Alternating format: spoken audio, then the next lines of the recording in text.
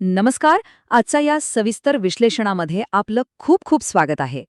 आज आपण एका अशा विषयावर बोलणार आहोत जो थेट आपल्या तळागाळातील कृषी व्यवस्थेशी आणि शेतजमिनीशी जोडलेला आहे. तो विषय म्हणजे महाराष्ट्र शासनाने 18 फेब्रुवारी 2026 रोजी काढलेलं एक अतिशय महत्त्वपूर्ण परिपत्रक. आता हे परिपत्रक कशाबद्दल आहे?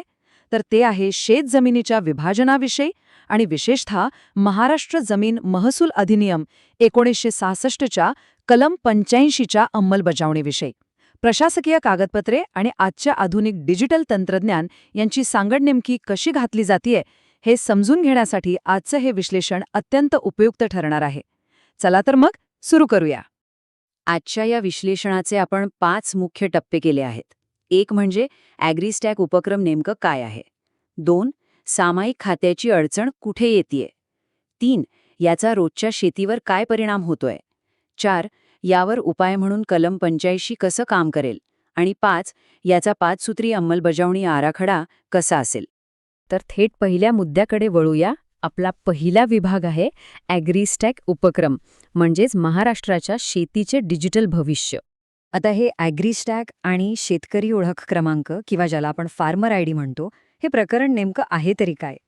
थोडक्यात सांगायचं तर कृषी विभागाच्या सर्व योजनांची अतिशय प्रभावी अंमलबजावणी करण्यासाठी शासनातर्फे हा एक युनिक क्रमांक तयार केला जातोय.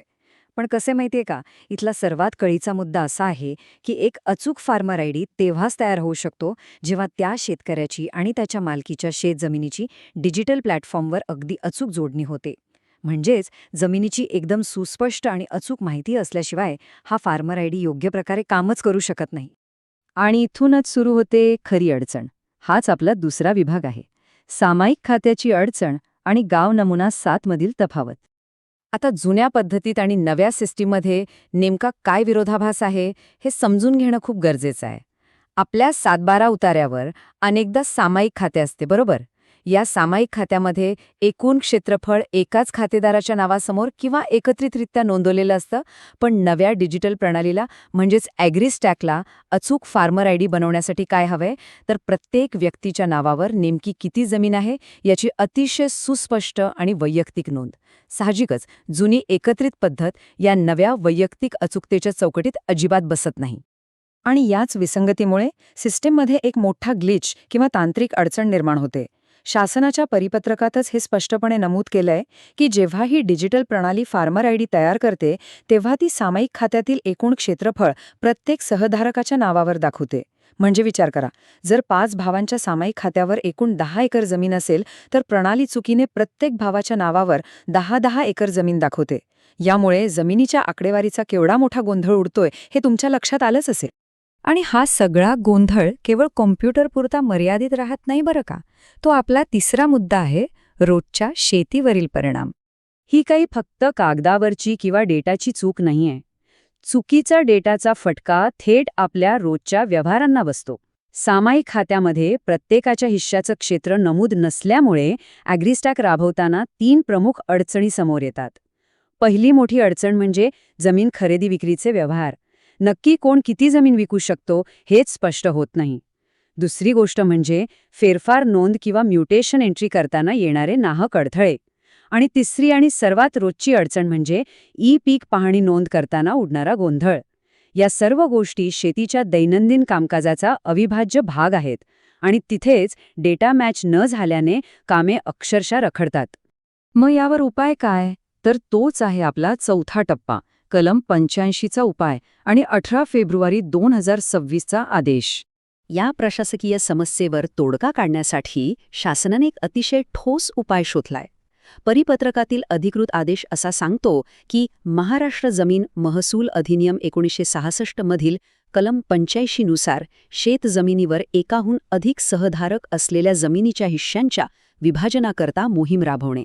शासनाने हे अगदी स्पष्ट केलंय की जोपर्यंत या सामायिक खात्यांचं कायदेशीर विभाजन होऊन प्रत्येकाचा हिस्सा निश्चित होत नाही तोपर्यंत डिजिटल नोंदी कधीच अचूक होऊ शकणार नाहीत.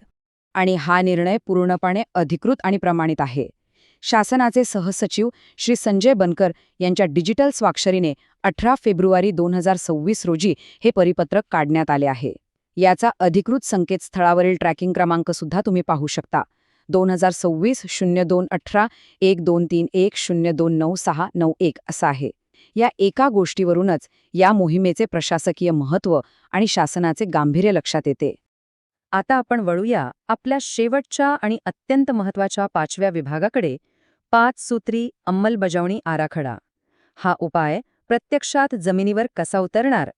ही संपूर्ण कार्यवाही प्रत्यक्ष जमिनीवर उतरवण्यासाठी शासनाने अधिकाऱ्यांना 5 अतिशय स्पष्ट निर्देश दिले आहेत. पहिलं पाऊल म्हणजे नागरिकांना विहित नमुन्यात अर्ज करणे अनिवार्य असेल आणि त्यासाठी सार्वजनिक आवाहन केले जाईल. दुसरे आणि अत्यंत व्यावहारिक पाऊल म्हणजे थेट तालुका आणि मंडळ स्तरावर कॅम्प किंवा शिबिरे आयोजित करून हे खाते विभाजन केले जाईल. तिसरा मुद्दा म्हणजे ही संपूर्ण प्रक्रिया सोपी, पारदर्शक आणि एका ठराविक वेळेत पूर्ण होईल यासाठी सूचना दिल्या जातील. चौथे, या मोहिमेचा जास्तीत जास्त प्रचार आणि प्रसिद्धी केली जाईल, जेणेकरून कोणीही यापासून वंचित राहू नये. आणि 5वे व सर्वात महत्त्वाचे म्हणजे हे सगळं करत असताना 1966चा कायदा आणि 1967च्या धारण जमिनींचे विभाजन नियमांचे तंतोतंत पालन केले जाईल. तर थोडक्यात सांगायचे झाले तर हा संपूर्ण प्रवास असा आहे. समस्या कुठून सुरू होते तर अधिकार अभिलेख किंवा रेकॉर्ड ऑफ राईट्समध्ये सामायिक खात्यात एकत्र क्षेत्र दाखवण्यावरून. यावर उपाय काय तर प्रत्येकाचे वैयक्तिक क्षेत्र निश्चित करण्याचे निर्देश. दुसरीकडे डिजिटल स्तरावर ॲग्रिस्टॅक चुकीची आणि फुगलेली आकडेवारी दाखवते, त्यावर कलम 85चा वापर करून अचूकता आणली जाणार आहे. आणि प्रत्यक्ष अंमलबजावणीतील संथपणा दूर करण्यासाठी थेट गावोगावी शिबिरे आयोजित करण्याचा अतिशय जलद मार्ग निवडला आहे. बघा, डिजिटल तंत्रज्ञानामध्ये शेती क्षेत्रात क्रांती आणण्याची अफाट क्षमता नक्कीच आहे, पण त्याचा पाया अचूक माहितीवरच उभा राहायला हवा ना, नाही का? या परिपत्रकातनं हे स्पष्ट होते की भविष्यातील योजनांचा लाभ घ्यायचा असेल तर आपल्या रेकॉर्डचं अद्ययावतीकरण किती गरजेचं आहे. म्हणूनच शेवटी एक विचार करण्यासारखा प्रश्न उरतो, डिजिटल युगाच्या या नव्या पर्वासाठी प्रत्येक शेतकऱ्याच्या वैयक्तिक शेतजमिनीची खरोखरच अचूक आणि स्वतंत्र नोंदणी डिजिटल प्रणालीवर झालीये का? या एका प्रश्नासोबतच या महत्त्वपूर्ण विषयावरील आजचं हे सविस्तर विश्लेषण आपण इथेच थांबूया. माहिती आवडली असेल तर नक्की शेअर करा. धन्यवाद.